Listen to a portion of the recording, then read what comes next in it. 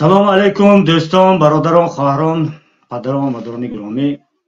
Бо шумо ҳастам Салим Султонзода дар барномаи навбати 60 дақиқа.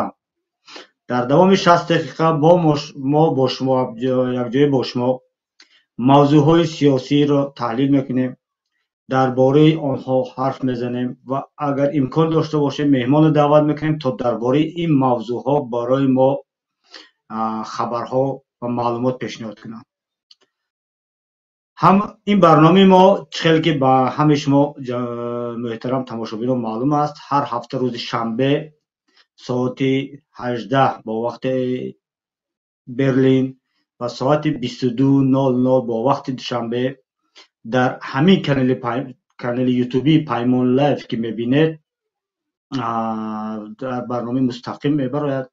شما را پیگیری کنید، آبونه شدن و در زیر شرح و نظرهای خود را نوشتن را فراموش نکنید، چون این برای ما خیلی مهم است. از اول برای اینکه برنامه ما را بسیارتر نفران تماشا کند، داخل شدن با همین برنامه و گذاشتن لایک و نظرهای خود شما رو گذاشتنتان، این برای ما کمک میکنه تا بیشتر تماشاگران ها خود برنامه یوتیوب این برنامه رو به دیگر تماشاگران های تاجیک پیشکش میکنند. این شما سببگار میشوید که تا بیشتر نفران تماشا کنند و بعدا آبونه شدن رو نیز فراموش نکنید. در نوشتن شرح‌ها خواهشمندیم از آداب را رعایت کنید و از اخلاق خمیره بیرون نبرید. اینچنین گروه تکنیکی ما بچه ها که علال خصوص شرح های کامنت ها رو در زیر یوتیوب و در دیگر جاها نظارت میکنند، افرادی که با تحقیر و دشنام می نویسند و کارشان همون است، آنها رو بلاک میمانند. به همین خاطر رعایت آداب خیلی مهم است.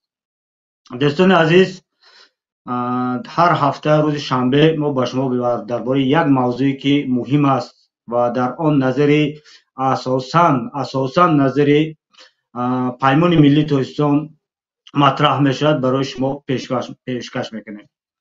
و امروز ما تصمیم گرفتیم در یک موضوع دیگری مهم، آن هم باشد درباره حقوق انسان گپ زنیم. برای چی ما عیناً همین موضوع رو انتخاب کردیم؟ چون همه ساله در همین سنه، یعنی 10 دکبر، روز عمومی جهانی حقوق انسان جشن گرفته میشد.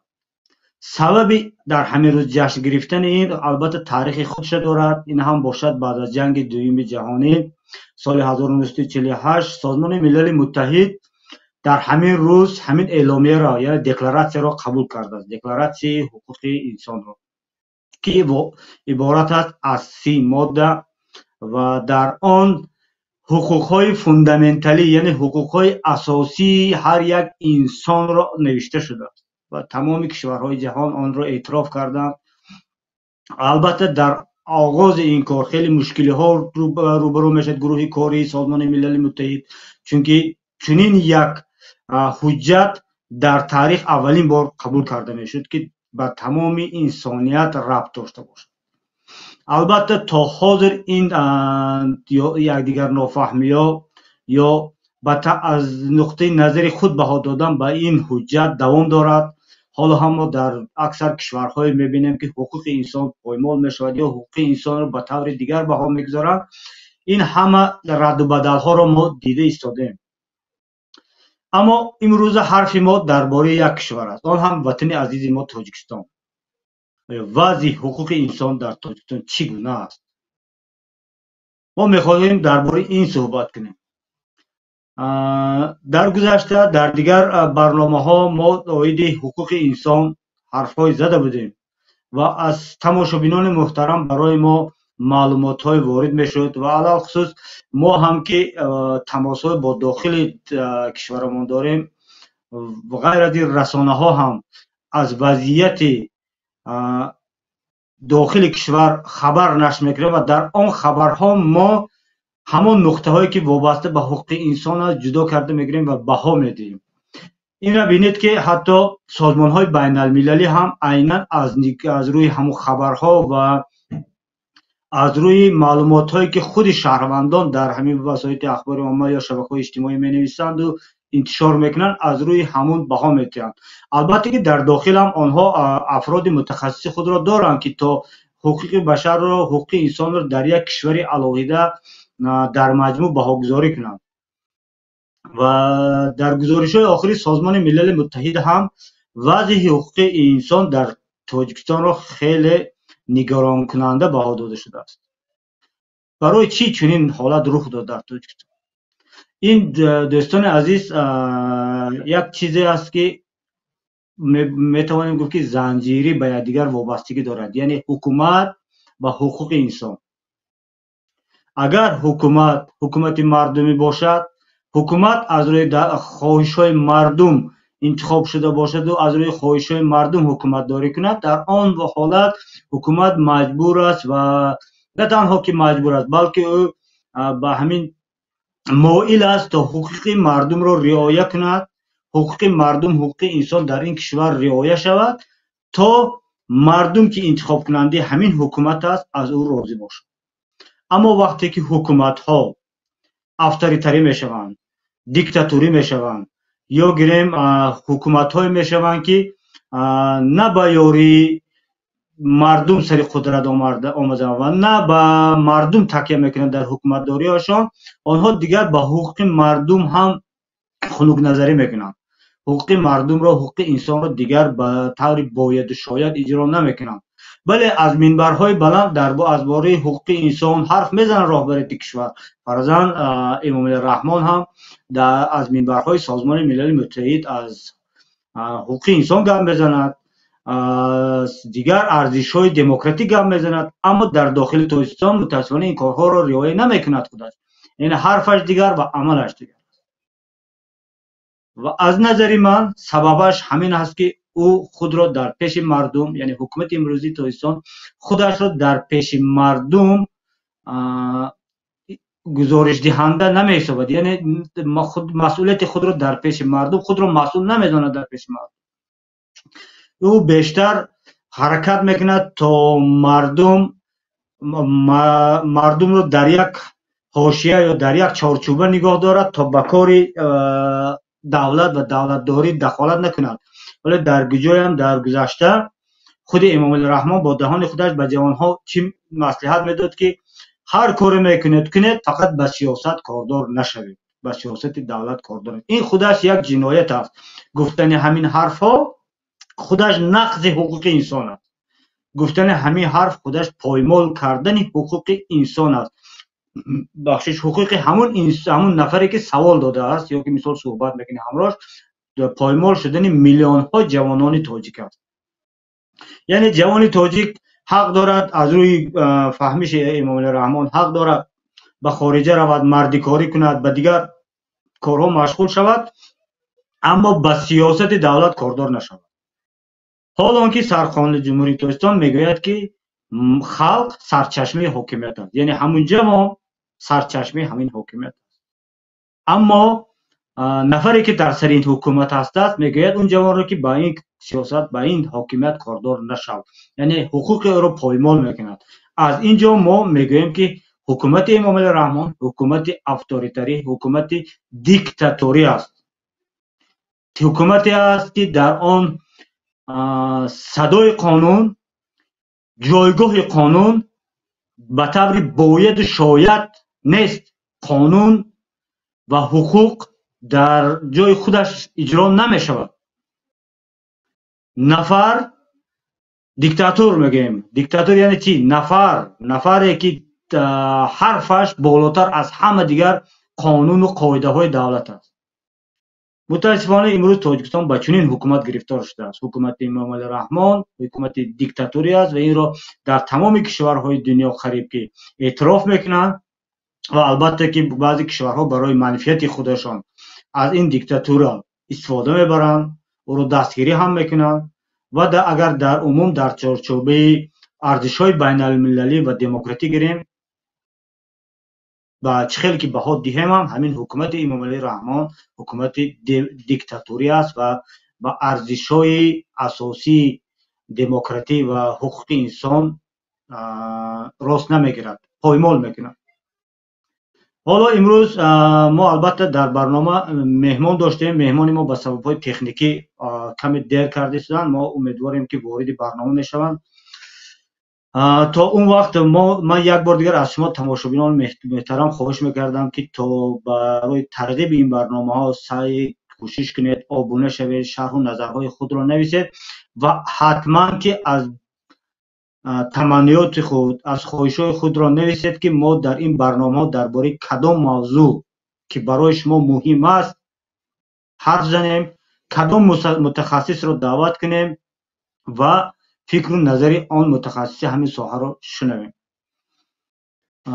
حالا اینجا من میگذارم که گذشت به همین موضوع اعلامیه حقوق بشر. عموما همین اعلامیه قبول کردن چنین یک حجت، چنین یک اعلامیه چی ضرورت داشت؟ برای انسانیت چی ضرورت داشت که چنین یک اعلامیه را قبول کند؟ ما میفهمیم که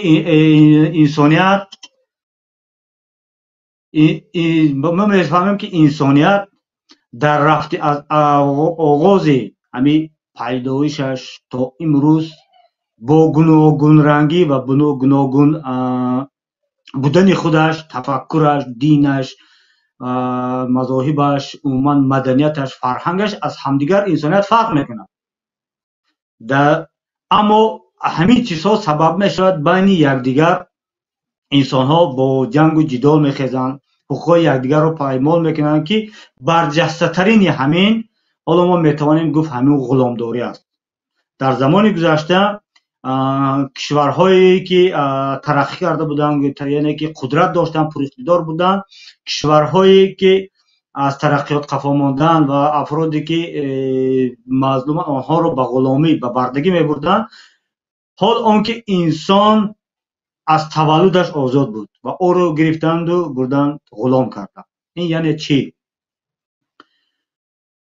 انسانیت اگر ما در دین ها هم نگاه کنیم، در حجت های دنیوی هم نگاه کنیم، انسان را از تولدش آزاد میشناسه. وقتی که انسان از تولدش آزاد است، چرا او را میبرن بعد غلام میکنن؟ یا فرضاً یکی از ضروریات هایی که همین حجت قبول شد این هم باشد نتیجه جنگ دوم جهانی است. زمان جنگ دوم جهانی عیناً همین آلمان فاشیستی با راهبری هیتلر خود را همچون یک آریایی میدانستند و برای منفعت های نژادی خود دیگر نژادها، دیگر ملت ها را یا دوم یا سوم درجه می حسابیدند و یا دیگرها را میکشتند و میسوزاندند. یعنی انسان را همچون اگر با طبقه بندی میکردند. در گذشته هم این چنین بود، اما در زمان حاضر، در همین عصر 19، در بین عصر 19 انسانیت حالا هم در همین راه، در همین روش باقی ماند. یعنی خود را طبقه بندی کرد، یک انسان را از خودش فرق گذاشت، گفت این انسان پستر است یا انسان بلندتر است. و همه اینها جنایت ها انسانیت را، در عموم انسانیت را وادار کرد که کار باید کند، چون اون طرف هم مثل خودش یک انسان است. فرق در رنگش است، در پوستش است، در نژادش است، در زبانش است، در ملتش است، در جنسیتش است، اما در عموم انسان است و همین انسان بودن ما رو متحد میکنه. و عیناً سازمان ملل متحد یعنی ملت ها متحد شدن و در عموم اعتراف کردن که انسان از تولد شدنش آزاد است. انسان حق دارد به مثال طلبات های بنیادی خود مثل آزاد بودن،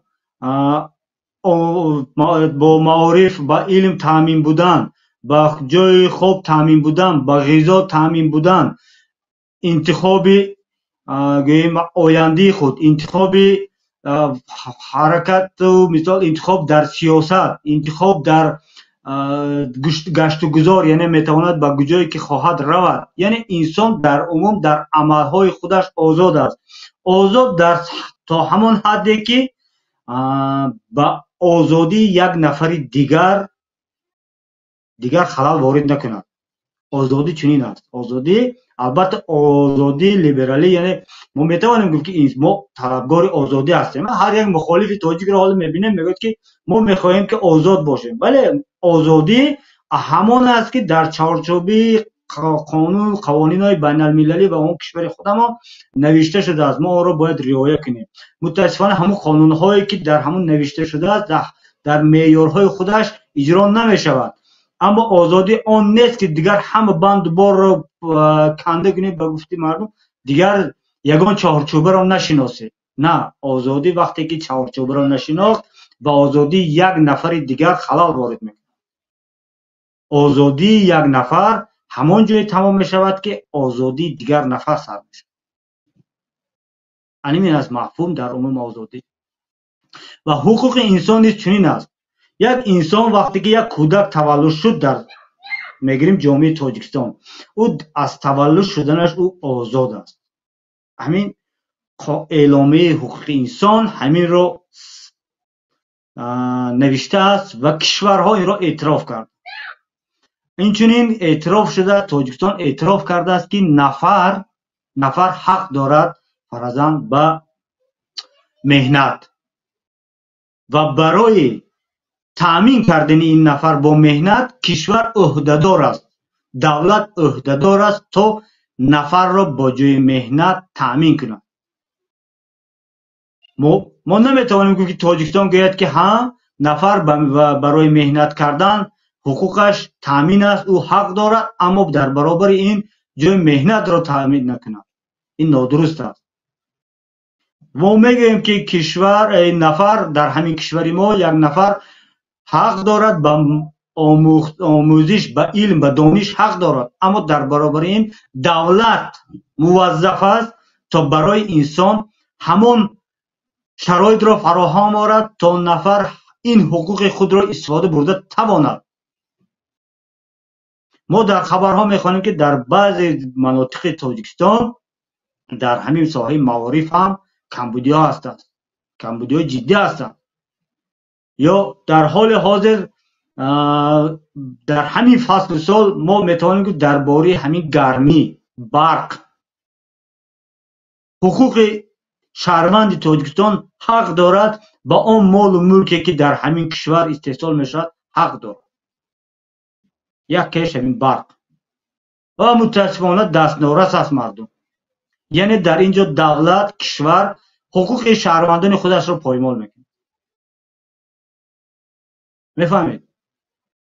چیز دیگر، انا همین چیزها محالی در عمومش باش ما حرف زده ایستادم، ضرورت آورد تا سازمان بین المللی، سازمان ملل متحد چون یک اعلامیه را قبول کند تا برای همه کشورها معلوم شود که حقوق انسان چی است و چیکار باید کنند و دولت ها عهدهدار شدن که همین حقوق ها را، همین شرایط ها را فراهم آورند.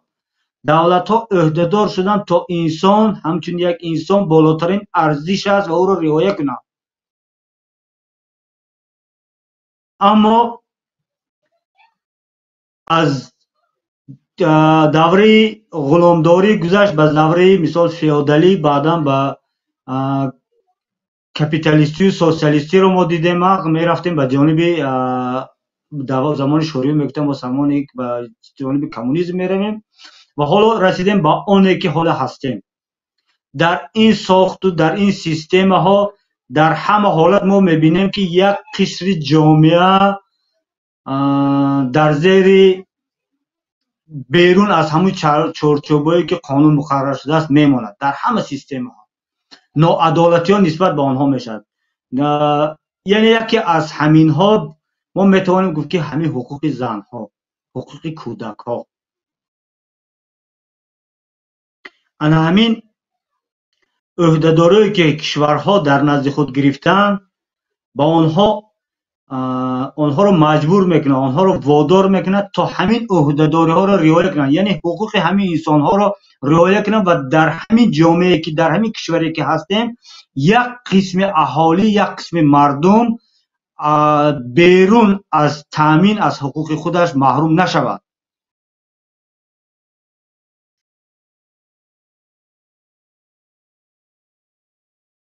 میفهمید؟ انا همین سبب میشود که مردم کشورها باید شاید که همین اعلامیه را در حیات انسان در حیات جامعه خود جاری کنند. حالا در عموم از روی کاری متخصصان ما بینیم وضع حقوق انسان در تاجیکستان نگران کننده است. برای چی؟ حالا چند نقطه‌اش را من برای شما مثال میارم. حالا در اینجا گفتم درباره معارف، حالا گفتم در اینجا درباره مثال دسترسی به همون بهداشت زندگی یا دسترسی به برق. حالا یک طرف دیگرش همین آدم ربایی است. انسان همچون یک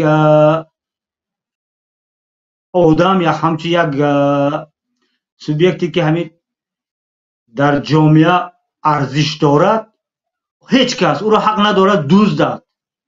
اما در تاجیکستان همین آدم ربایی موجود است با نام ابلوا. اصلا برای چی همین ابلوا رخ میدهد؟ فرضاً شهروند یعنی همون مرد بعد از سن 18 ساله موظف است به خدمت عسکری رود. قانون را نشان داده است، معین کرده است و قانون در برابر این راههای جلب آن جوان را نیز پیش بینی کرده است. یعنی همون روان کردن پاویسکا، دویم پاویسکا، سوم پاویسکا و بعدا با کار می‌دارد دیگر کارهای سودی و دیگر.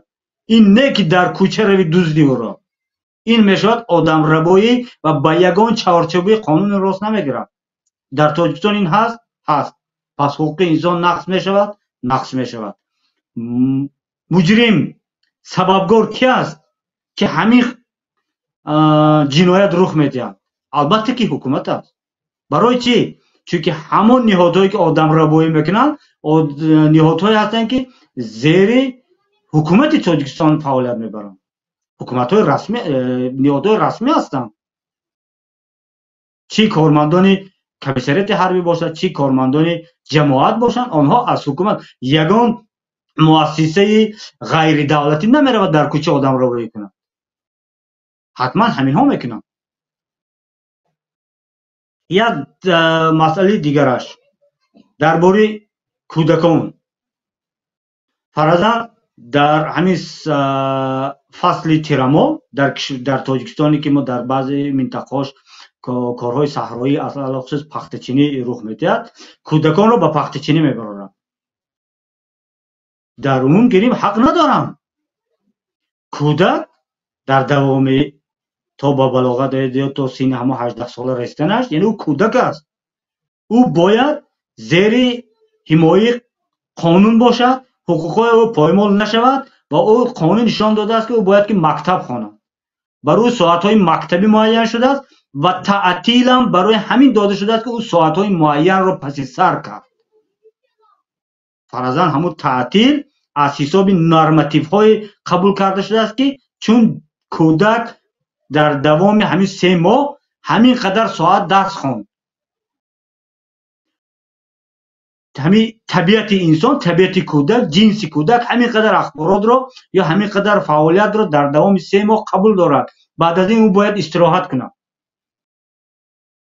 نه اینکه او رو برای سر صحرا پخته‌چینی خم کرده. چنانکه که ما در ناحیه و اساسا در شمال کشور میبینیم یا در جنوب کشور میبینیم، در ناحیه پخته‌چینی میبینیم کودک را سر پخته برآوردن برای پخته‌چینی، این پایمال کردن حقوق همون کودک است. و گناهکار کی است؟ مقامات محلی، مقامات اجرایی حکومت محلی، حاکمیت محلی. او را نمیبرد مثال یگان نفر دیگر مجبورن سر صحرا. او را مقامات محلی سپارش میدهد به معارف به مکتب‌ها بخشش به مکتب‌ها و مکتب‌ها او را میبرند. عذر میخواهم دوستان کمتر بیمار شدم. مکتب‌ها او کودک را میبرد به سر صحرا در همین آب و هوای تیرماه تاجیکستان. این نقض حقوق کودک است. چی بهانه نیاورد، اما این نقض حقوق کودک است و گناهکار مجرم کی است؟ حکومت محلی. یعنی با حکومت محلی سپارش میدهد حکومت ولایت ба ҳукумати вилоят супориш медиҳад ҳукумати марказӣ. роҳбари ҳукумати марказӣ ки аст? ҷаноби эмомалӣ раҳмон. марҳамат, ҳуқуқи инсон, ҳуқуқи пиронсолон, ҳуқуқи пиронсолон. ҳоло мо кӯдакро гирифтем, ҳоло мо аку пиронсолонро гап мезанем.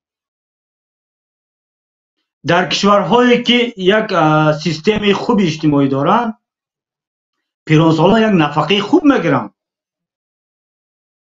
як нафақае мегиранд ки умуман ба ҳаёти онҳо кӯмак мекунад. онҳо як умр дар хизмати ҳамин мардум буданд, дар ҳамин ҷомеа буданд. дар кадом соҳае ки кор накарда бошанд, дар соҳаи хусусӣ, яъне сектори хусусӣ кор карданд ё сектори давлатӣ кор карданд ё умуман мисол барои худашон кор карданд, фарқ надорад. онҳо кор карданд. онҳо ҳамон механизми иқтисодиёти кишварро ба гардиш дароварданд, андоз супориданд.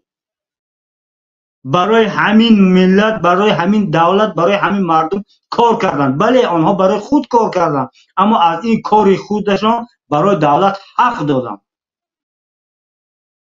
ва давлат, ҳукумат уҳдадор шуд ки дар пиронсолагӣ инҳоро таъмин кунад. аммо бо 150 сомонӣ ё 200 сомонӣ куҷои онҳоро таъмин мекунад? оё мешавад як нафақахӯр бо 200-300 сомонӣ, ана бигзор 300 сомонӣ гирем, зиндагиш таъмин шавад? ҳол он ки агар гирем, ҳоло шукри худо ки мо дар ҷомеаи шарқ, яъне бо ҳамин бо арзишҳои динии худ, мо барои мо ҷавонон умуман як воҷибот аст ки аз падару модари худ нигоҳубин бошем. умуман мардуми мо ба якдигар меҳрубонанд. дуруст? акун тасаввур кунед ки ҳамун нафар, ҳамун пиронсол ҳеҷ кас надорад, фарзанд надорад, наздик надорад, ӯ дар кӯча мемонад дар ин ҳолат. ҳоло он ки он ҳам кор кардад, мисли нафаре ки фарзанд дораду навера дораду дигар наздикон дорад. дар вақте ки дар вақт синни соли нафақа мерасад, ҳуқуқи ӯро ки бояд таъмин кунад? давлат. аммо дар ин ҷо чӣ мешавад? давлат бо 200 сомонӣ 300 сомонӣ ӯро ба нафақа гусел мекунад. ӯ бо 300 сомонӣ рӯз гузаронда наметавонад. чӣ монад ки ӯ бояд равад дар 3-4 моҳ як истироҳат кунад, ба як сайёҳат барояд, як табобат кунад. аз нигоҳи иҷтимоӣ нафақахӯрони мо як қишре ҳастанд ки хеле осебпазир. дар ин маврид айнан ҳамон арзишҳои мо, яъне арзишҳои динии мо, арзишҳои ҷомеае ки мо аз гузаштагони мо барои мо мерос мондааст, ҳамон арзишҳо моро нигоҳ медорад ки дар замони пиронсолӣ падару модарро фарзандонашон нигоҳубинӣ мекунанд. аммо дар ин ҷо давлат бояд роли асосӣ бозӣ кунад то ҳуқуқи ҳамонҳо риоя шаванд.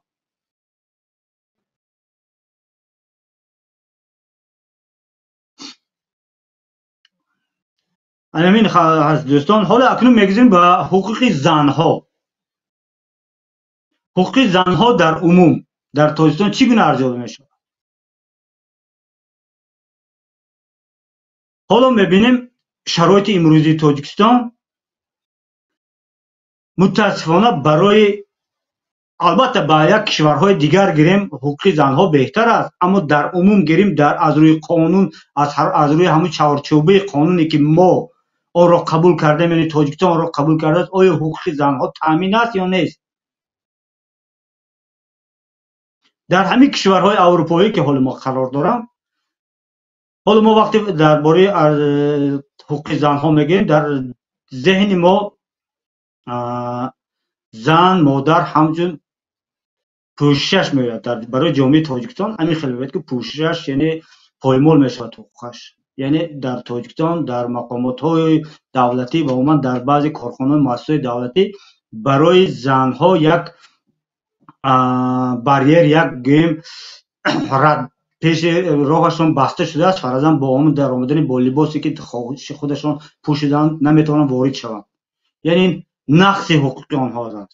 дар ҳамин кишварҳои аврупоӣ занҳо озоданд, воқеан озоданд, яъне бо ҳамун сатр ҳам ё ҳамун сарлӯч ҳам ба таму ба سلخ اداره دولتی میتواند وارد شود و کارمند دولتی فرق را بین دو زن نمیگذارد که اینش با سطر است اینش بی سطر.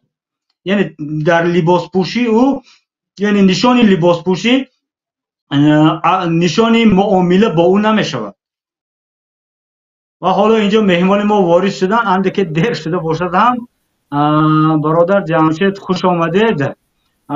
برادر جمشید را اکثری ما شما میشناسیم، رئیس یعنی رئیس فوند بزرگمهر هستند، حقوقدان، در شبکه اجتماعی خیلی معروف هم و از در کانال یوتیوب هم کانال خود را دارند و اساسا حرف آنها حرف این برادر درباره حقوق است. این مهمان ما رو ما خواستیم از اول در این برنامه باشن، کمتر دیر کردن، اما به هر حال خوش آمدید اکای جمشید. سلام علیکم.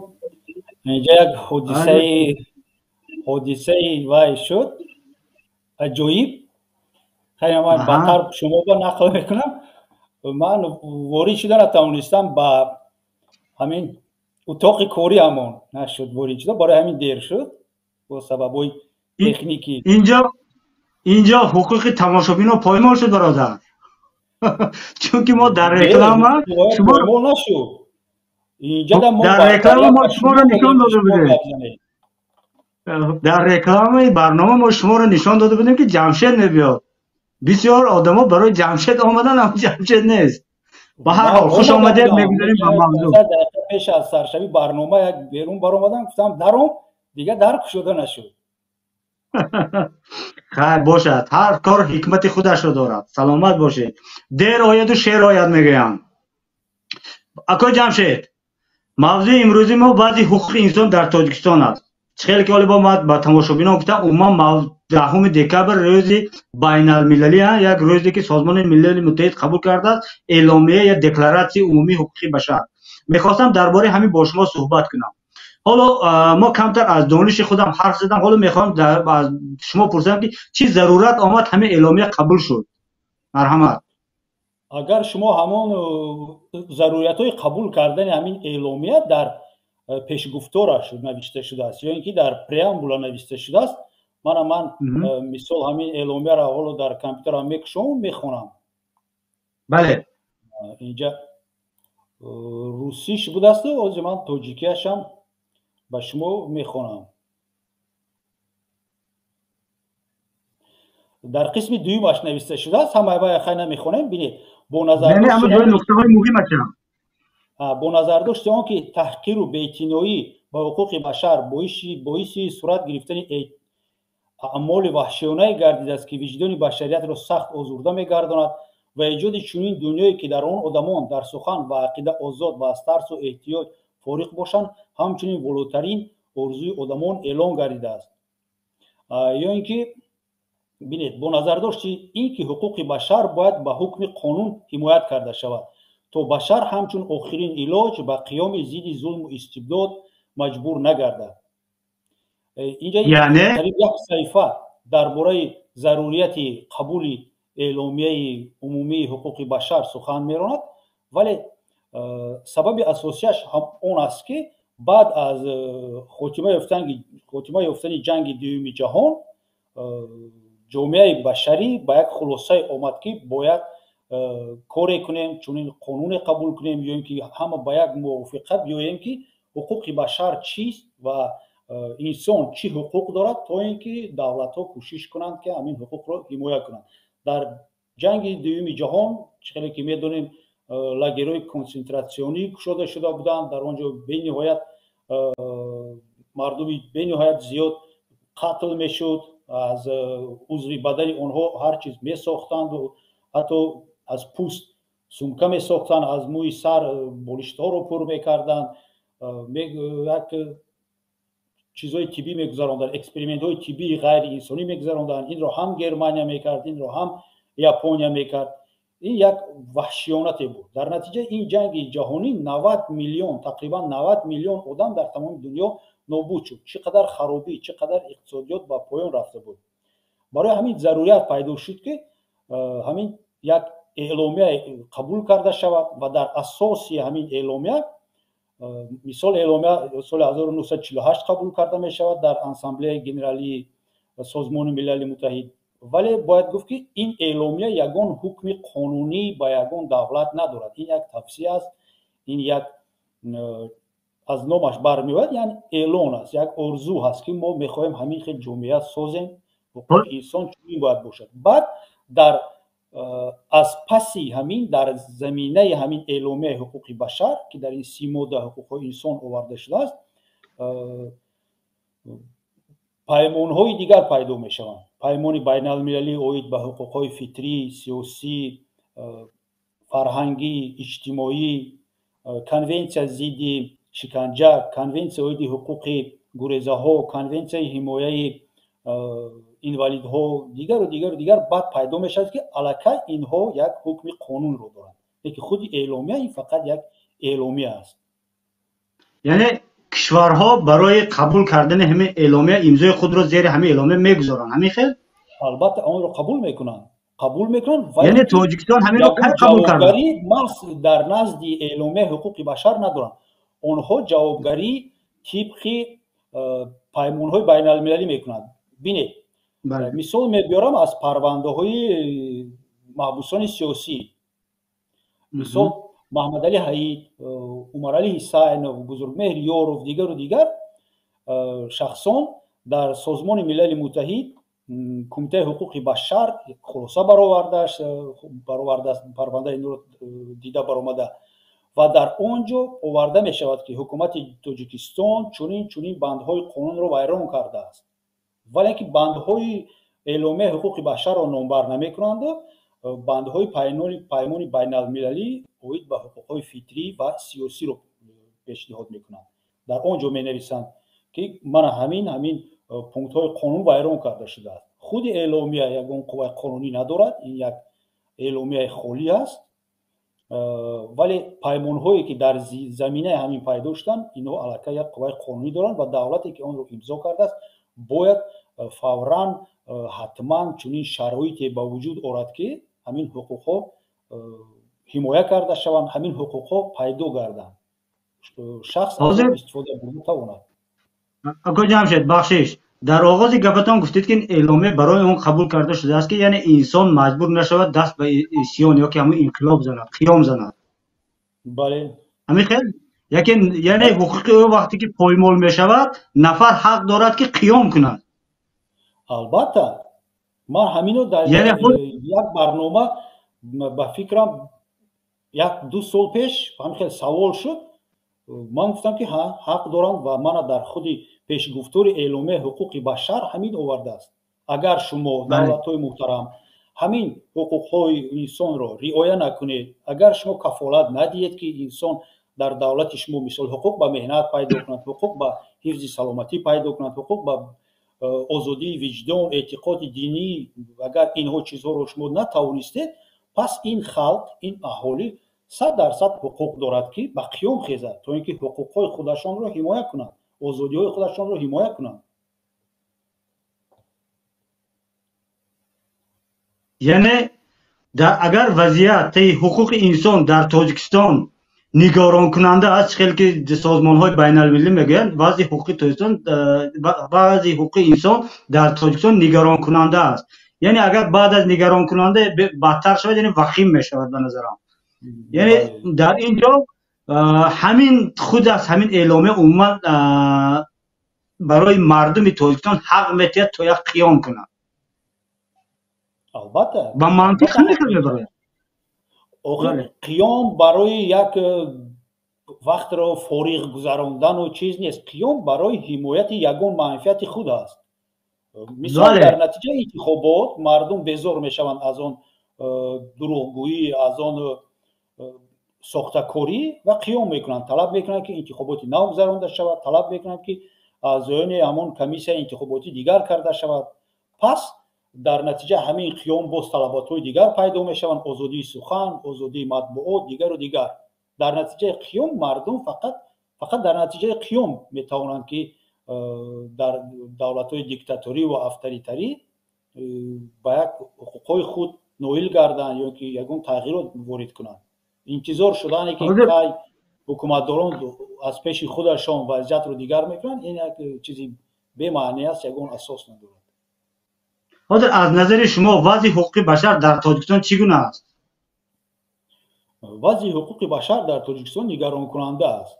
Албатта мо медонем ки дар Тоҷикистон меъёрҳои қонун вобаста аз шахсият, вобаста аз мавқеи сиёсии он, вобаста аз хештабории он, вобаста аз наздикии шахс ба ҳамин афроди ҳоким татбиқ карда мешавад. барои як ҷиноят касеро мисол аз 5 сол метиҳанд, дигар одамро тамоман муҳлати ҷазояшро кам мекунанд, 1 сол метиҳанд, мисол он ҳам ба ҷарима метавонад озод карда шавад. мисол мегирем боз аз ҳамин парвандаҳои маҳбусони сиёсӣ Бузургмери Ёровро моҳи сентябри 2015 сол боздошт мекунанд. боздошт бо моддаи 247 меравад.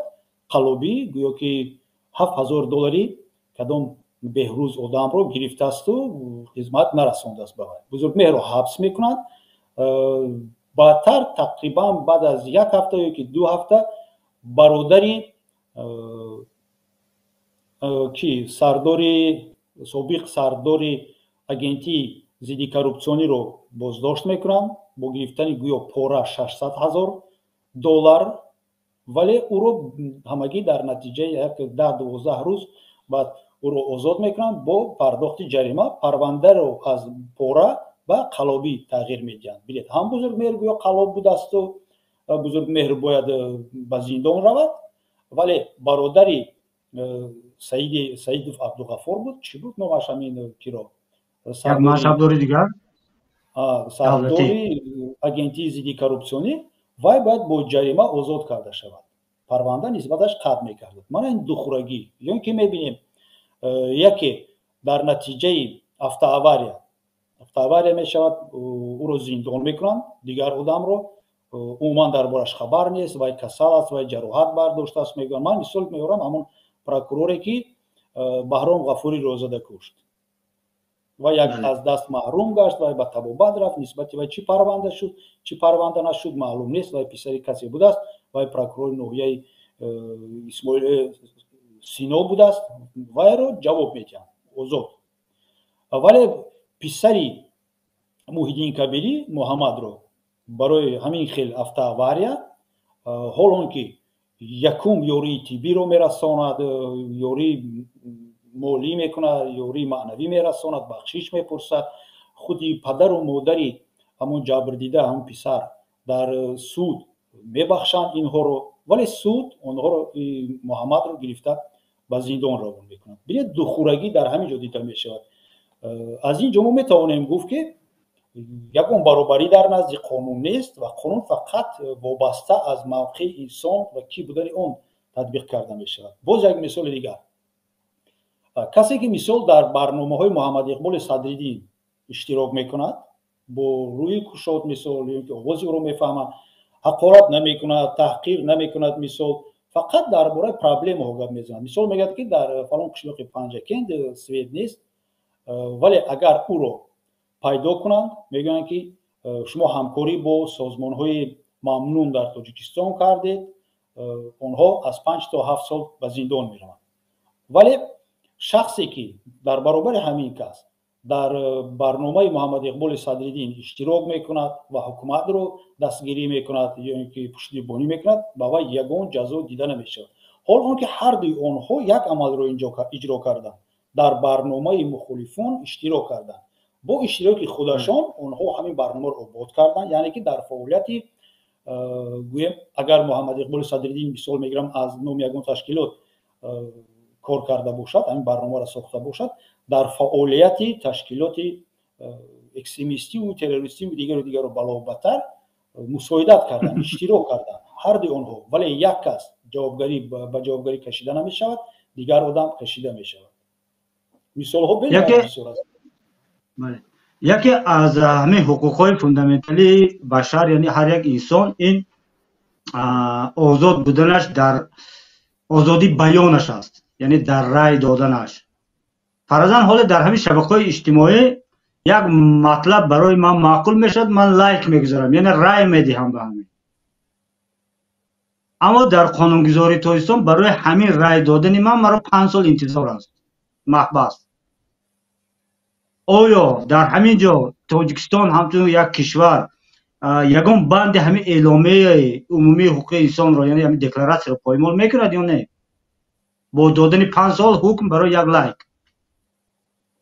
عموما بینید در قانون درباره مبارزه بر ضد اکستریمیسم و تروریسم یا اینکه دیگر قانون هایی که وابسته کرده شدن روانه کرده شدن در همین سمت جوابگری جنایتی فقط برای اشتراک برای مساعدت کردن چه مالیوی و چه فیزیکی یگان چیز بردن و موندن و یک کس رو پنهان کردن برای این پیش بینی کرده شده است. ولی وقتی که ما درباره آزادی بیان گپ میزنیم آزادی سخن گپ میزنیم یا که آزادی اعتقاد یا که درست‌ترش کرده گویم آزادی وجدان در اینجا نباید جوابگری جنایتی کرده شود چون که یکی از اکسیوم‌های حقوق جنایتی این من با روسی میدونم این اون است که мысли не наказуемые یعنی که فکر و اندیشه جوابگری کشیده نمی‌شود. در خود کودکس جنایتی در مفهوم جنایت آورده شده است عمل یا بی‌عملی که طبق همین قانون منع کرده شده است آن رو جنایت می‌نامند. اون چیزی که در قانون آورده شده است در همین جا عمل یا بی‌عملی مثال لایک موندن این نشان دادن موقع خود وابسته به سخنان همین برنامه در برنامه گفته شده یا اینکه موقع شما میتوانید دستگیری کنید ایده و ایدئولوژی مثال گرمانی فاشیستی رو میتوانید نه که شما اون رو ترغیب کرده نمیتوانید ولی شما میتوانید بگید که من دستگیری میکنم من همون لایک شما این همون معنای اون رو دارد که من به همین سخنها راضی هستم. برای همین این غیر قانونی است برای لایک موندن. حکومت ما این رو دیگر خطاب می‌کرد شما لایک موندید یعنی که او رو پهن کردید. در پرونده اگر خطا نکنم یکی از زنهای زندانی سیاسی مادر عبدالرحمن نالنی در همون پروندهش گفته بودن که 2 تا کامنتاری در یوتیوب نوشته است با خاطر همون 2 کامنتاریش بردن زندان کردن. یعنی در اینجا ما 2 قانونشکنی رو میبینیم یکمش هم برای آزادی بیان همین خیلی هم دویمش که نفر کاری نکرده نفر فقط بیان کرده است که پیشنهاد کرده شاید باشد که در اونجا از نوعدالتی گفته باشد. بله نه حکومت خلو همین خیلی میکند که شما عموما شاهده محمد جانم مخالفین رو دستگیری نکنید گویا مخالفین فقط دروغ میگویند مخالفین فقط تفریقه میاندازند و مقصد اونها ویران کردن آبادی تاجیکستان است. من همین رو نمیفهمم که همین کدام آدمی با کدام شعور همین خیلی فکر میکند که ما یا اینکه یک کسی دیگر از بیرون تاجیکستان شهروند تاجیکستان میخواهد که خطاگی و اصلاح کرده شود سخن میراند ولی گویا مقصدش آرام کردن وضع تاجیکستان. چی فایده میگیرد؟ مثال من چی فایده میگیرم شما چی فایده میگیرید از ویران کردن وضع تاجیکستان؟ وضع حقوق زن در تاجیکستان از نگاه شما چی طرز است و عموما برای بهبود بخشیدن همین سمت یعنی زن تاجیک عموما زن مادر همچنین در تاجیکستان حقوق یعنی وقتی ما میگوییم که حقوق زن این یعنی نظر من خودش یک جدا کردن زن از بشریت است نظر من نه شخصا شاید خطا باشه نمیدونم وقتی ما میگیم حقوق زن یا عموما این یک جدا کردن خیلی بگذار باشد همین خیلی اکنون فرموله قبول شده است که حقوق پرورش جنسی حقوق زن خب باشد اکنون ما وقتی که میگیم حقوق زن یعنی زن را یک کریتری علاوه جدا کرده پس همین حقوق زن در تاجیکستان در حال حاضر چگونه حکومت نشون میدهد که در حکومت‌های ما زنها در منصب هستند اما در زینهای میانه و پایان چه حال دارد ما بیخبریم جامعه جهانی بیخبر است. شما همچون حقوقدان حقوق زن را در تاجیکستان چگونه ارزیابی میکنید؟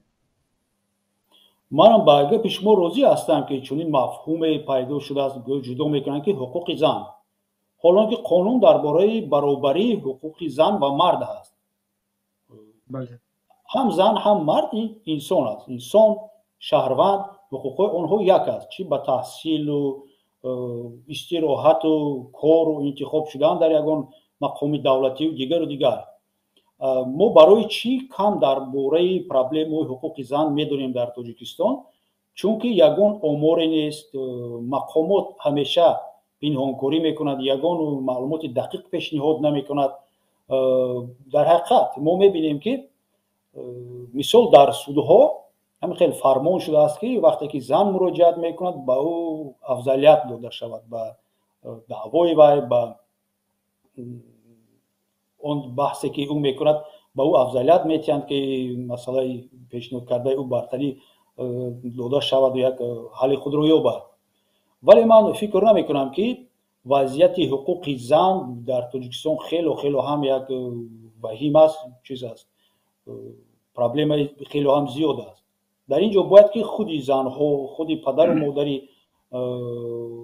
кӯдаконе ки духтарчо, мактаб, ҷамъият, худи ҳукумат дар бораи савияи баланд бардоштани савияи дониши ҳуқуқӣ, имтиёзҳо барои ҷои кор пайдо кардан, донишомӯзии занҳоро зиёд кунанд ва ҳамон идеологияи кӯҳнаи аҷдодии мое ки бояд духтар баъди таҳсил фақат ба корбори хонаву равона карда шавад, ба хонаи шавҳар, ба фаъолияти меҳнатӣ ҷалб нагардад, ин ақиб партофтани мана ҳамин истифодаҳои ҳамин ҳуқуқҳо аст.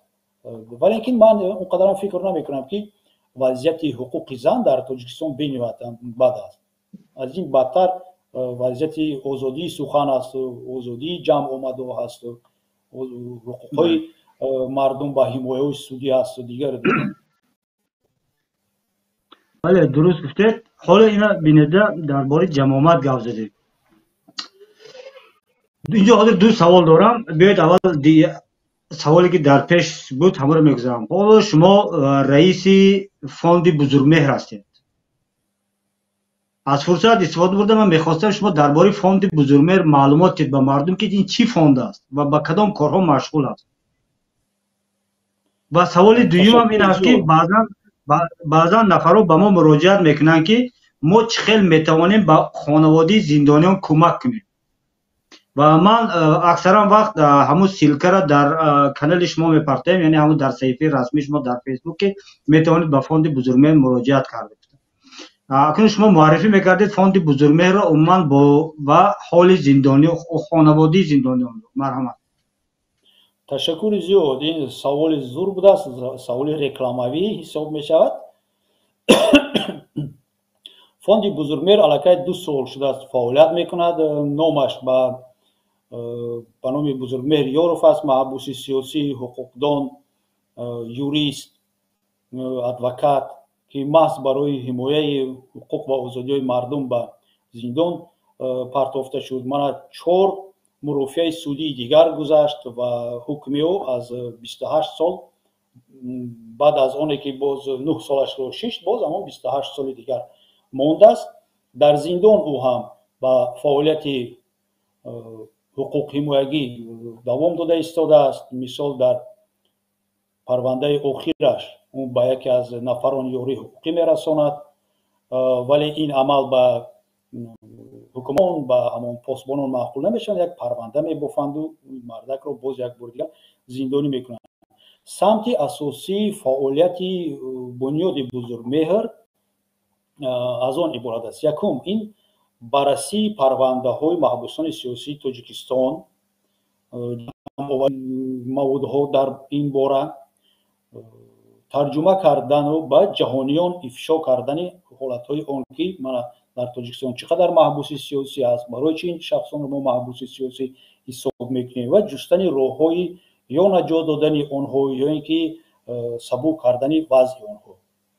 дуюм ва ин яке аз самти бениҳоят калон аст, ин расонидани ёрии ҳуқуқӣ аст. бевосита ба рақамҳои кории мо занг мезананд, ба шаҳрвандони муҳтоҷ ё ин ки ба он шабакаҳои интернетии мо мардум занг мезананд, менависанд, мо ба онҳо ёрии ҳуқуқӣ мерасонем.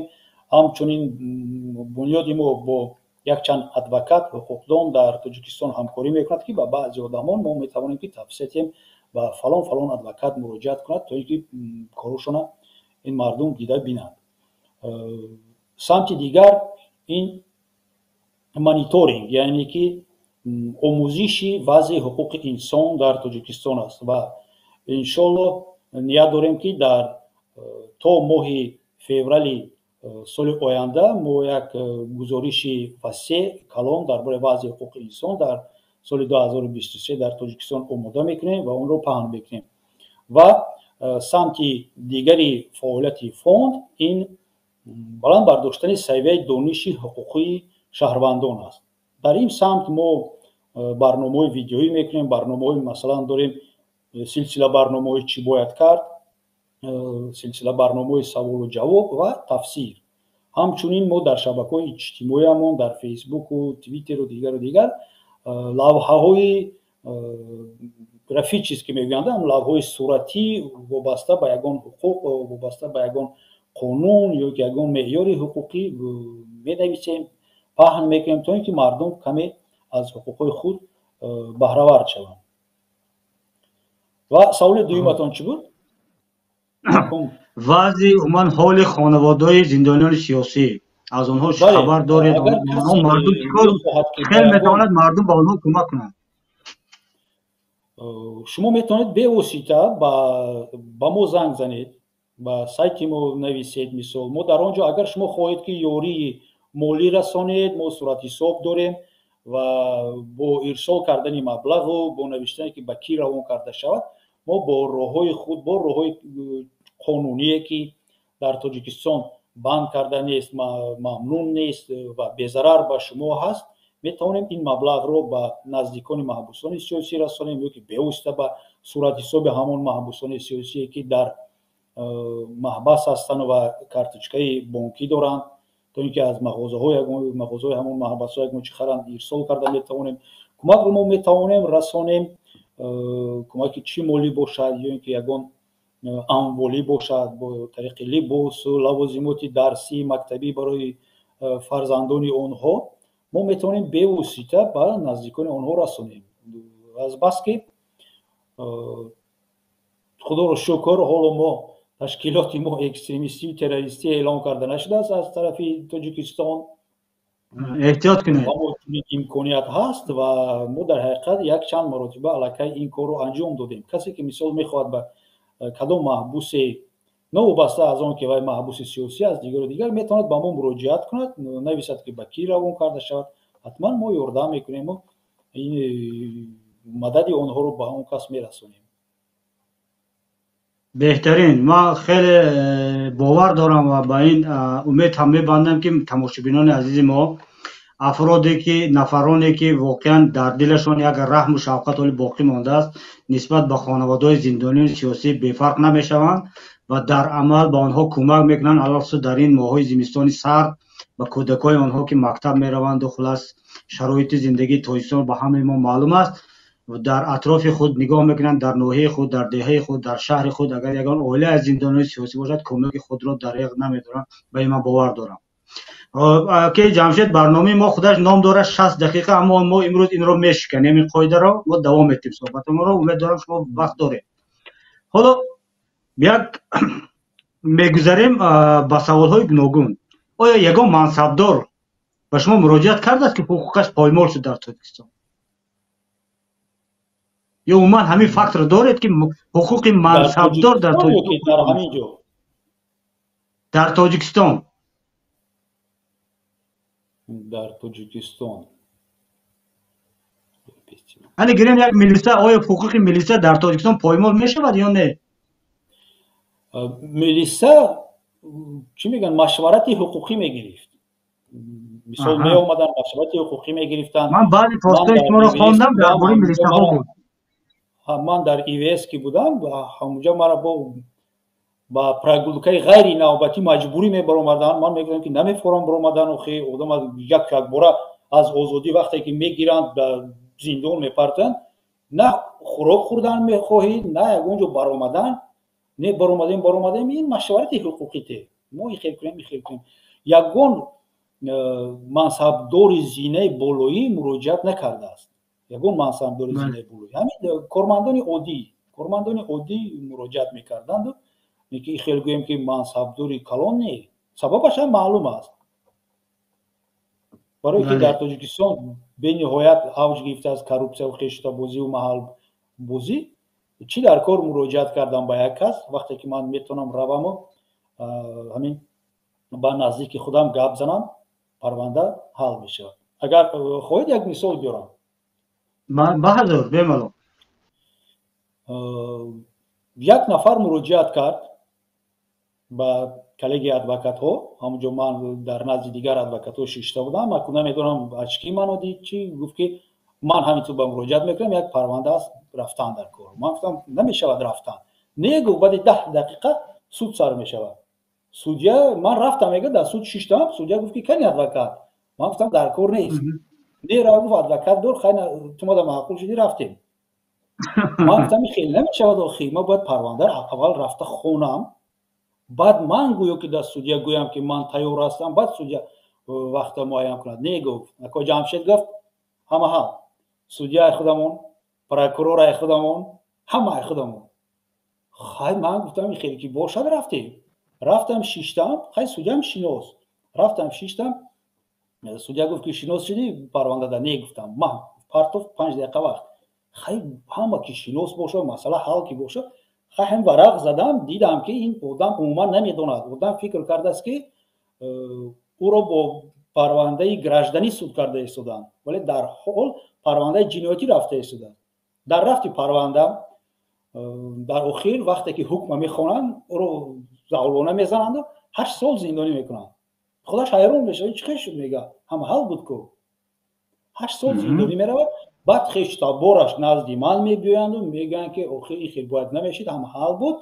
ما خشتابوری نزدیکی شخصی هستیم که حکمی فرمان دارد نسبتی بالای سری امام علی رحمان. اکو سری ادوکاتی هست من نمیگم ده کی هست کی بود. وقتش ده حکم میتونست که حکم کند، اینجا بیاید امام علی رحمان می اومد است، از روی حرمت، از روی عزت و حرمتش اجرا میکرد، این خیلی از روی ترس. این خیلی که باشد گفتیم. باز اینا یک علاقه دیگر پیدا کردم با همین سید عبدالفتاح، همون سرداری کروپسیا. در اون وقت اون سرداری چیز بود، آنتی کروپسیون ویدمستو بود.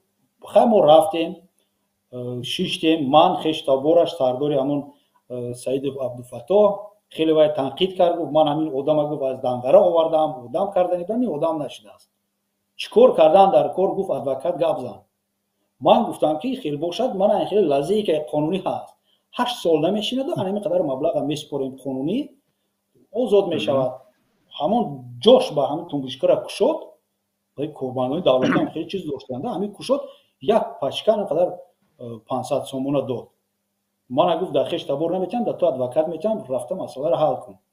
ما رفتیم با یک کس زنگ زد، کدام نچنی که اپراولینی همون آنتی کروپسیون ویدمستو، همون اگنتی ضد کروپسیا اومد، گفت که با همین ادوکات میروید، جایی که گفت میروید این در راه شما با میگد که پیش کی روید چی گویید، روید همین کار اجرا کنید. من در راه این پالکونیکا فهمیدم میروید پیش فلان سوده، میگه که همین ما شکایت میکند ادوکات، شما همین خطاب چیه قانونی.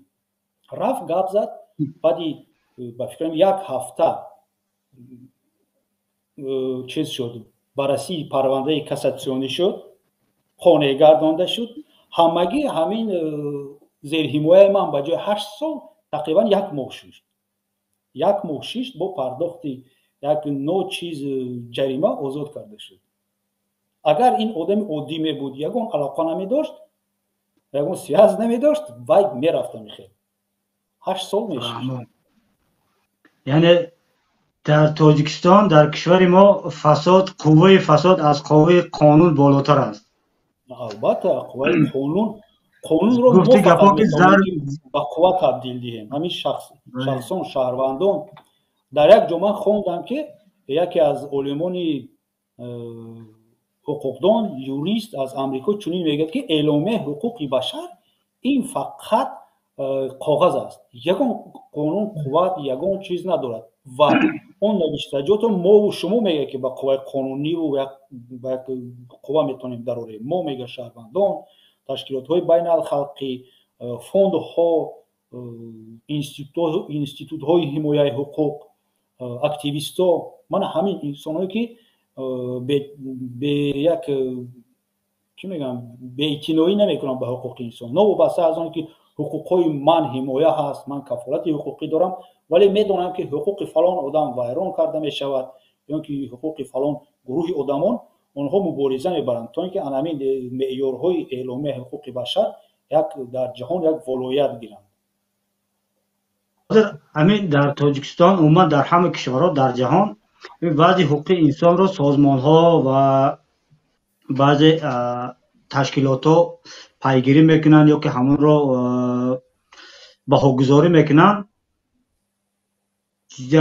барои ҳимояи ҳуқуқи инсон мо дорем ҳоли дар инҷо гуфтед адвокатҳо, яъне ҳар як инсон агар ҳуқуқаш паймол мешавад пеши як ҳуқуқшинос меравад ё пеши як адвокат.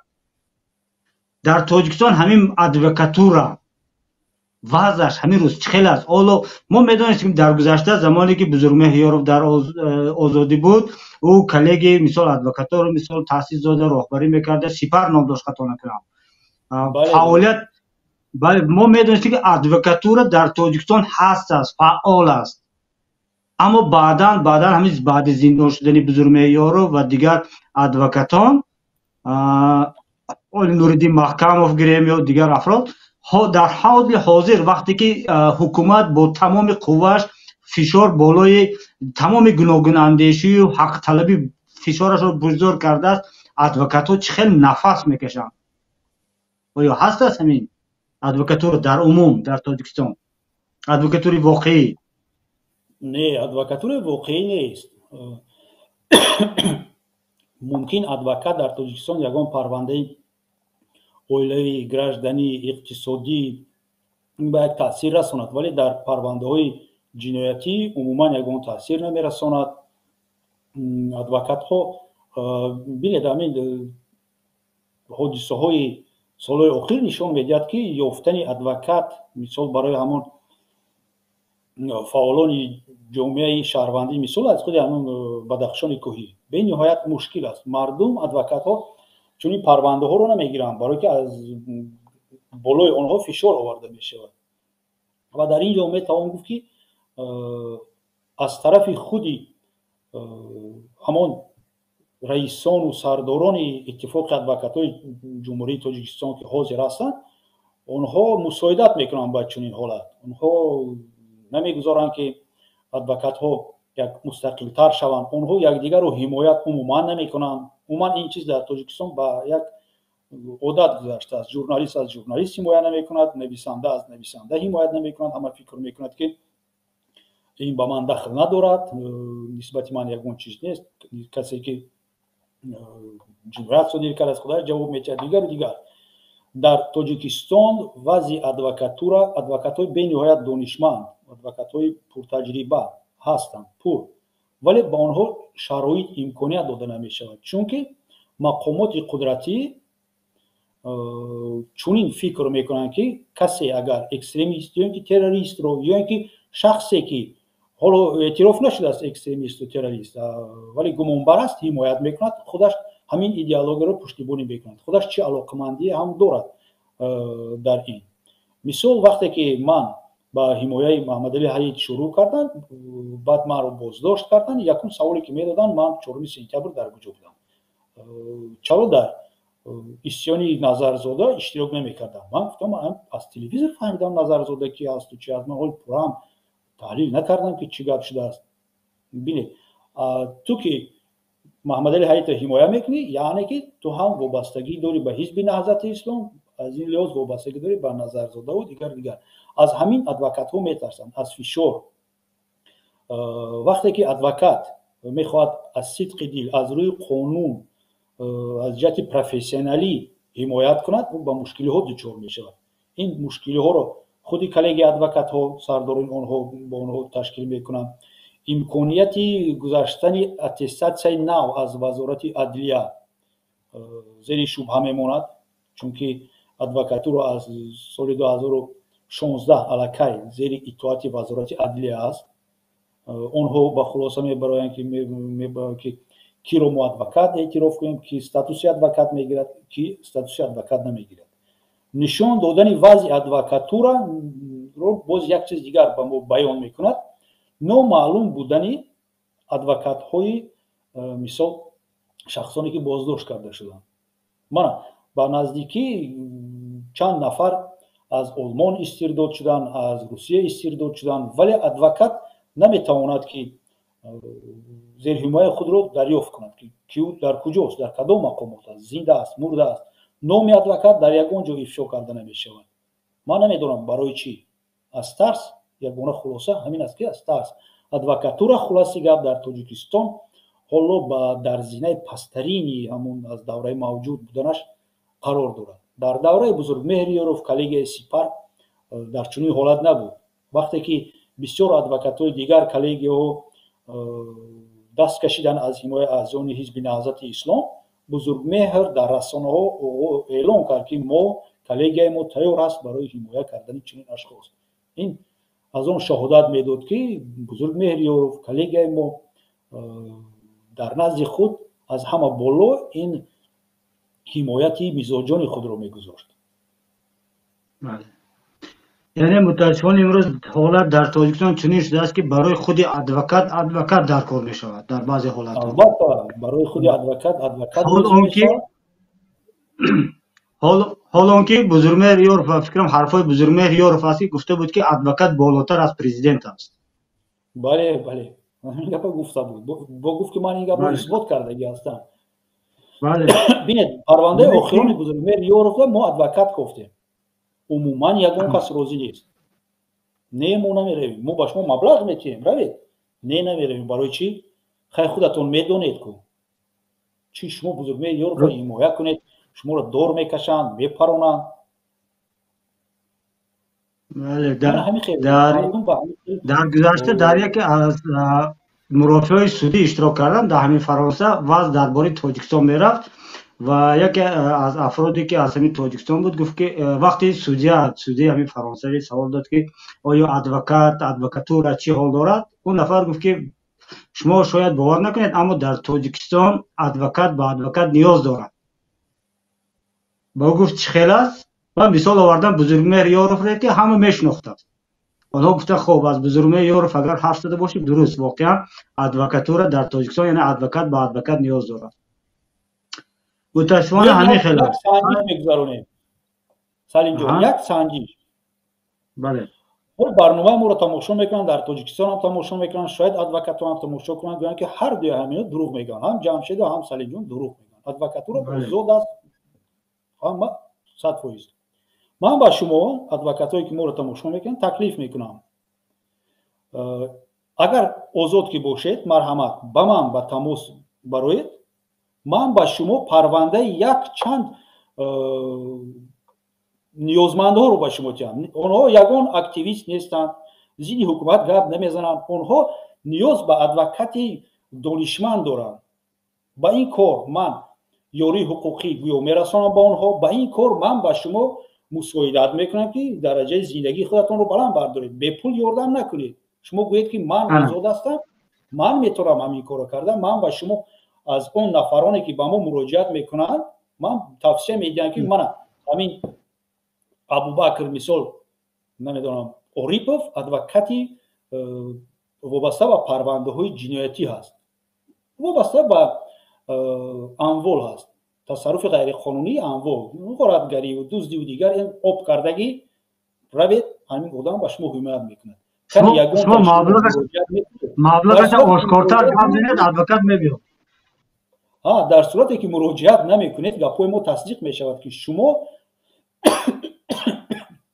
گفتی رسان نیجی تراوی تیشوادی نه سرتون میبردارید، نه گپ میزنید، نه میخواهید که زندگیتون پیش رود، مبلغ گیرید. شما برای چه ادوکات شدید؟ مقصد اساسی با دست آوردن یگان منفعت بای شدن زندگیتون رو پیش بردن است.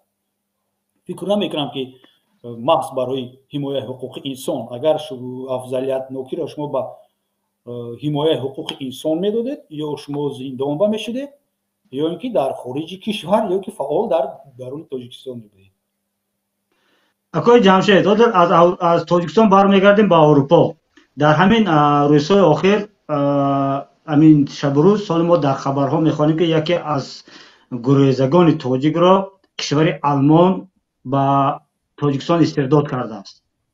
نفر با نام بلال قربانعلیف با تخلص عثمان. پیش از این ما میدانیم که عبدالله شمس‌الدین را استرداد کرد آلمان. آیا همین استردادها نقض حقوق انسان در همین کشورها در اروپا نیست؟ من فکر میکنم هست، برای که مقامات همین رسمی آلمان 100% من باوری دارم که آگاه هستند از وضع حقوق انسان، از وضع اون نفرانی که به تاجیکستان استرداد میشوند و ماهای طولانی نابود میشوند. حاضر شما مثال میتونید بگید که بلال در کدام مقامات است، در کجا هست، با کدام ادوکات تامین کرده شده است، با کدام پرونده نسبتش پرونده آغاز کرده شده است یا اینکه نه یگان کس معلومات ندارد. من نمیدونم، شاید این مقامات قدرتی آلمان و تاجیکستان یگان شرطنامه پنهانی بین خود بسته باشند و باور کننده باشند که آلمانی های محترم ما بلال رو آوردیم در فلان جا است، نسبتش شده است، مثل 15 سال پیش دوزی کرده بوده است، ولی از جهت سیاسی نه، 15 سال پیش دوزی کرده بوده است، ما امیر وای کرده ایستادیم، پروندهش برده ایستادیم، با ادوکات تامین است، با خورد و خوراک، با لوازمات خواب و دیگر تامین است، با خوری با پدر و مادرش میکند، ممکن یگان چی فرستانند. ولی از همین معلومات ها، از همین شبکه‌های اجتماعی، از آن مراجعت هایی که مردم میکنند درباره عبدالله شمس‌الدین، درباره همین بلال و دیگر این تشکیلات ها، این مقامات های آلمان یا که دیگر دولت خارجی فکر میکنم 100% میدونند و روان کردن آدم به جایی که او شکنجه می شود، به جایی که نسبت او پرونده های به اساس آغاز کرده می شود، به جایی که حکمی به نهایت وضعی نسبتش بار کرده می شود، حمایت سودی ندارد، این قانون شکنی بین المللی هست. اگر او طلبات های همون مهاجرتی چیز رو آلمان رو ویران کرده باشد، مثلا بلال و از اوکراین آمده باشد، پس برای چی او رو به همون اوکراین شما استرداد نکردید؟ محض به تاجیکستان استرداد میکنید. خیلی خوب آقای جمشید، از شما میندارم که با برنامه ما اومده تشریف آوردید، خیلی معلومات ها رو رساندید، کمتر باشدم در ذهن مردم اوید به حقوق خودش معلومات دادید. حالا اکنون در چند دقیقه آخر، چونکه برنامه ما هم از معیار 20 دقیقه گذشت، هیچ غم نه، در چند دقیقه آخر میخواستم مصلحت شما، میگویم مصلحت هر یک حقوقدان برای افرادی که در اروپا قرار دارد، تاجیکانی که در اروپا قرار دارند، مصلحت شما چی است؟ ما باید چی کار کنیم تا وضعیت تاجیکستان این کشورها، از وضعیت تاجیکستان کشورها آگاه شوند؟ ما باید چی کار کنیم؟ هر یک نفر، نه سازمان بلکه نفر چی کار باید کند؟ در اول هر یک نفر باید زبان همون کشوری که زندگی میکند، من فکر میکنم آموزد، آزادانه صحبت کند، نوشته تواند. هر یک نفر باید با نفران شناس شود، رابطه پیدا کند که در جامعه همین کشوری که او زندگی میکند یگان نقش مهمی میتواند بوده، جامعه شهروندی. بدتر درباره حقوق بشر در تاجیکستان، یا اینکه قسمان هم باشد درباره یک یا اینکه دو شخصی که غیر قانونی بازداشت کرده شده است در تاجیکستان، با او معلوماتیت مصلحت های آنها رو گیرد. همیشه درباره حقوق بشر و درباره پایمال کردن حقوق انسان در تاجیکستان هرچی بیشتر در جماعت های همین محلی که او زندگی میکند، همون کشوری که زندگی میکند، معلومات بیشتر پهن کند، تا اینکه جهانیان دانند که چنین دولت، چنین منطقه چون تاجیکستان وجود دارد، وضع حقوق انسان در آنجا چگونه هست و وقتی که آنها این رو میدونند، وقتی که چنین مراجعت ها و چنین معلومات ها بیشتر میشوند، آنها میتوانند که به حکومتداران خود فشار بیارند تا اینکه چنین حالت ها به مانند استرداد غیر قانونی فعالان در کشورهای خارجی تکرار نیابد. اگر این خیلگیریم چیکار کنند در شما بسیار هست، بسیار هم فکر کردن در کار باز چیکار کردن میتوانند мардум, вале ин он чизи асосӣ, он чизи фундаменталие ки айни ҳол дар ёди ман омад, ман ҳаминро гуфтам. дониш, имкониятҳои шахсӣ ва паҳн кардани маълумот дар бораи ҳуқуқи башар, дар бораи вазъи инсон дар Тоҷикистон, дар бораи мавҷуд будани маҳбусони сиёсӣ мушаххас бо факту далелҳо, то ин ки аз ин корҳо пешгирӣ карда шавад. Дар давлатҳои демократӣ ҷомеаи шаҳрвандӣ қувваи бузург дорад. онҳо метавонанд маҷбур кунанд ҳукуматро ки ягон амал иҷро кунад, то ҳатто маҷбур метавонанд кунанд ки нисбати афроде ки даст ба қонуншиканӣ мезанад дар Тоҷикистон, ё ин ки ба худи ҳамин ҳукумати Тоҷикистон фишор биёранд, ба санксияҳо онҳоро ворид кунанд, ба рӯйхати санксионӣ ворид кунанд, ё ки нисбаташон қонунҳои ба номи Магнитский татбиқ карда шавад. ҳоло мо мебинем аксар нафарони ҳамин тоҷиконе ки дар ҳамин кишварҳои аврупоӣ муқим шудан, яъне ҳамчун гуреза омадан ё бо дигар роҳ, ё чхел ки мисли мани Билол Қурбоналиев, нисбат ба ҳуҷҷатгузорӣ ва нисбат ба аснодро тартиб дардан беэътиноӣ мекунанд ва ин сабаб мешавад ки онҳо бо як баҳона истирдод мешаванд. оё он вақте ки ҳамин афрод дар забонро намедонанд, қонунро намешиносанд, чӣ кор кунанд? як гуреза омад, ба ҳеҷ кас иртибот надорад, қонун намедонад, забон намедонад, ҳуҷҷатгузориро дар ҷояш намемонад, яъне худашро бо ҳамун санадҳо таъмин намекунад ва дар натиҷа мешавад истирдод. дар ин ҷо мо мегӯем ки ин кишварҳо ҳуқуқи ӯро поймол карданд, аммо сабабашро гирем худи ҳамин афрод беэътиноӣ карданд. ҳамин хел аст. бале, беэътиноӣ кардан, ё ин ки дар ин ҷо ҳамон ҷамъиятҳои тоҷиконе ки дар ҳамин давлатҳо кор мекунанд, фаъолият намекунанд. ҷамъияти тоҷикон бахшиш на фақат бояд кораш ба гузарондани консерту, маъракаву, ошпазиву, ташкиливу дигар бошад. ҷамъияти тоҷикон чӣ дар Русия, чӣ дар дигар давлат, вазифаи аз ҳама асосияш ман фикр мекунам расондани ёрии ҳуқуқӣ аст ба муҳтоҷон, маҳз ба шаҳрвандони ҷумҳурии Тоҷикистон. навобаста аз он ки кадом миллат аст, шаҳрванди ҷумҳурии Тоҷикистон ҳастӣ, муроҷиат кардӣ, бояд ёрии ҳуқуқӣ гирӣ. ҳар як ҷамъияти тоҷикон бояд гӯё ки як шуъбаи ҳуқуқӣ низ дошта бошад, ки ин шуъба, ин афроде ки дар ин ҷамъият кор мекунанд, робита ба мақомотҳои дахлдори қудратӣ, мигратсионии ҳамин кишвар робита доранд, робита ва ҳамкорӣ бо адвокатҳо доранд, ҳуқуқдонҳо доранд, то ин ки ҳар як нафаре ки омад нав ба ҷамъият муроҷиат кунад, ҷамъият санҷад, бинад ки оё аз лиҳози қонун он далелҳои ҳуҷҷатҳое ки ту пешниҳод кардани ҳастӣ ба ҳамон хадамоти муҳоҷират басанда аст, кофӣ ҳаст, ё ин ки чӣ кор кардан, бояд ба шахс ёрӣ карда шавад. ман намедонам дар ҷамъиятҳои мо чунин афроду чунин гурӯҳҳо ҳаст ё нест, намедонам.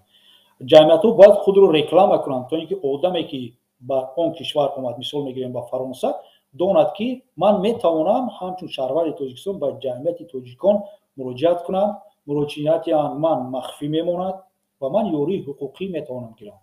мана ин корро кардан дар кор. савияи дониши ҳуқуқии худро низ бояд баланд бардоранд дар вобаста ба қонунгузории муҳоҷирати ҳамон кишвар. ҳоло намедонам шояд ин корро шумо дар ҳамон кишваре ки ҳоло мустақар ҳастед карда истодед ё не.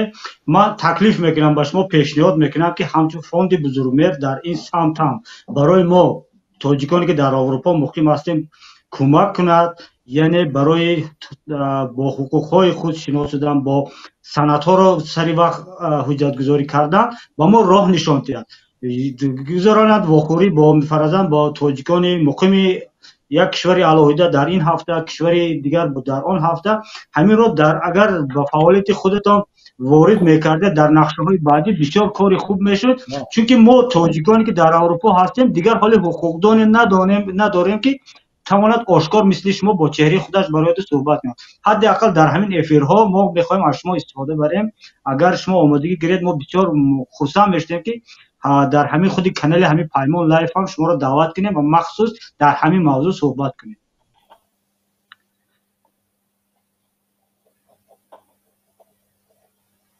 навиштам تمام حتما زیر نظارت قطعی میگیریم اینا. از اینجا نه که همکاری شما هم با ما لازم میشود تا اینکه همون افرادی که مسئول همین جمعیت ها هست سراغشون تید، رقم های تلفنیشون تید، حتما یک مصلحت کردن در کار در همین سمت ما در خدمت، ما در این سمت کار میکنیم.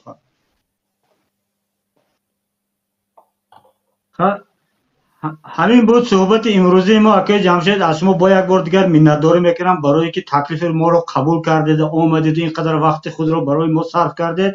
منتداری خود و تماشابینان رو برای شما عرض میکنم.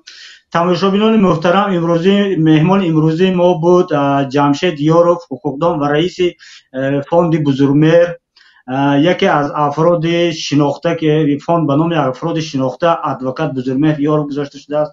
شما می توانید در موضوع حقوقی به این نفر مراجعت کنید. این سراغ این نفر، سراغ این فوند را در شبکه‌های اجتماعی هستند.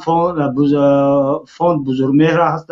اگر کارمندان تکنیکی امکانیت می داشتن میگذاشتن خوب میشد.